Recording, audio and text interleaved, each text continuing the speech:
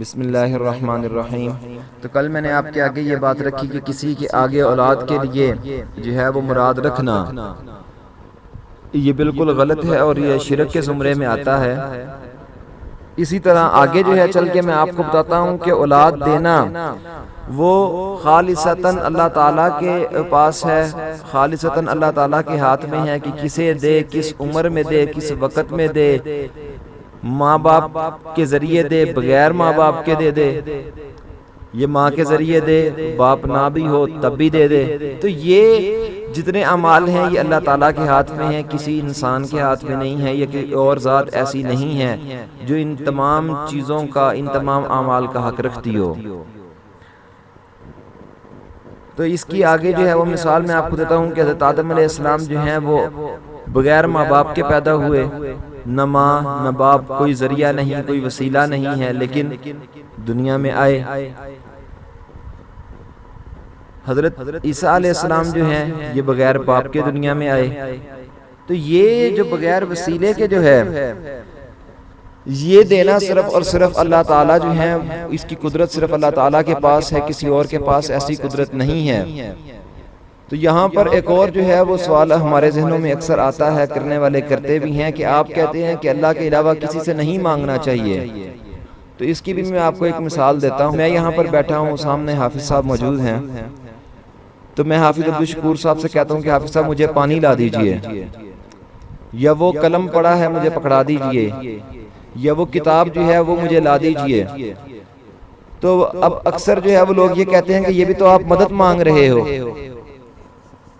تو یہ چیز جو ہے یہ مدد کے زمرے میں نہیں آتی ہے، یہ مدد کے دائرے میں نہیں آتی ہے۔ کیوں کہ اگر میں پانی مانگ رہا ہوں قاری صاحب سے، تو قاری صاحب، حافظ صاحب یہاں سے اٹھ کے جانے میں بھی اللہ تعالیٰ کے محتاج ہیں، اپنی صحت کے محتاج ہیں کہ ان کے پاس اتنی صحت ہونی چاہیے کہ یہ اٹھ کے پانی تک جا سکیں۔ پھر پانی کا وہاں پر موجود ہونے کی بھی محتاج ہیں کہ وہاں پر پانی موجود ہو جو یہ اٹھا کر لا سکیں، اور پھر پانی اٹھانے میں اپنے ہاتھوں کے محتاج ہیں کہ ہاتھ ہوں تو آئے۔ تو یہ جو محتاجی ہے یہ ڈائریکٹلی اللہ تعالیٰ سے جو ہے یہ خود بھی محتاج ہیں کہ اللہ نے ان کو ہاتھ دیے ہوں، کوئی ذات ہاتھ نہیں دے سکتی اللہ کے سوا۔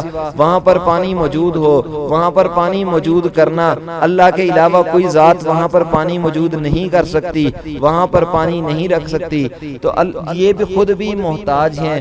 میں اگر ان سے قلم مانگتا ہوں تو وہاں پر قلم ہونے کے یہ محتاج ہیں، قلم ہوگا تو یہ لائیں گے، قلم نہیں ہوگا تو یہ کیا چیز لے کے آئیں گے؟ جب وہاں پر چیز ہے ہی نہیں، چیز کا تصور ہی نہیں، چیز موجود ہی نہیں، تو یہ کیسے قاری صاحب وہاں سے جو ہے وہ قلم اٹھا کر لا سکتے ہیں؟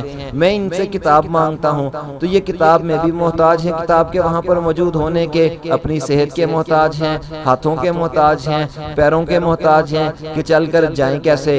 پیر جب نہیں ہوں گے تو جا نہیں سکتے، ہاتھ نہیں ہوں گے اٹھا نہیں سکتے۔ تو یہ سب چیزوں پہ جو ہے یہ محتاجی ہے۔ اس محتاجی کے بغیر، اس محتاجی کے بغیر جو ذات مدد کر سکتی ہے وہ صرف اور صرف اللہ تعالیٰ کی ہے۔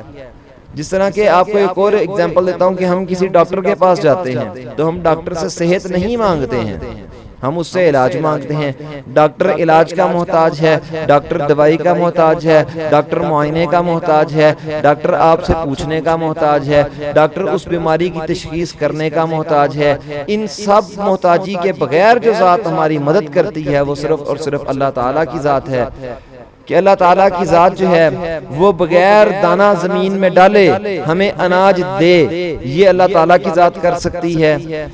بغیر دوائی کے ہمیں صحت دے دے، یہ اللہ تعالیٰ کی ذات کر سکتی ہے۔ بغیر کنواں کھودے پانی پہنچا دے، یہ اللہ تعالیٰ کی ذات کر سکتی ہے۔ بغیر پانی پیے ہماری پیاس کو بجھا دے، یہ اللہ تعالیٰ کی ذات کر سکتی ہے۔ تو بغیر کسی وسیلے کے جو ڈائریکٹلی ہماری مدد کر سکتی ہے وہ صرف اور صرف اللہ تعالیٰ کی ذات ہے، اور اللہ تعالیٰ کی ذات کے علاوہ کوئی ایسی ذات نہیں ہے۔ ہر چیز کی نفی جو ہے، جس طرح کہ پہلے دن کہا تھا کہ لا الہ کی جو تلوار ہے، لا کی جو تلوار ہے جو الہ پر چلتی ہے، وہ ہر طرح کی ایسی ذات کی نفی کرتی ہے کہ اللہ کے علاوہ کوئی ایسی ذات نہیں ہے جو بغیر محتاجی کے آپ کی کوئی مدد کر سکے۔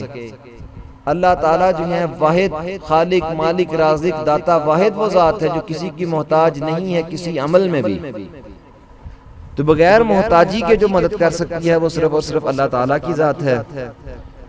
تو انشاءاللہ کل جو ہے وہ شرک کے اوپر بات شروع کریں گے۔ امید کرتا ہوں کہ توحید جو ہے وہ کافی حد تک آپ کی سمجھ میں آ گئی ہوگی۔ توحید کی جو بیسکس تھیں وہ میں نے آپ کے سامنے رکھنے کی پوری کوشش کی ہے۔ اللہ تعالیٰ مجھے اور آپ کو اس پر عمل کرنے کی توفیق عطا فرمائے۔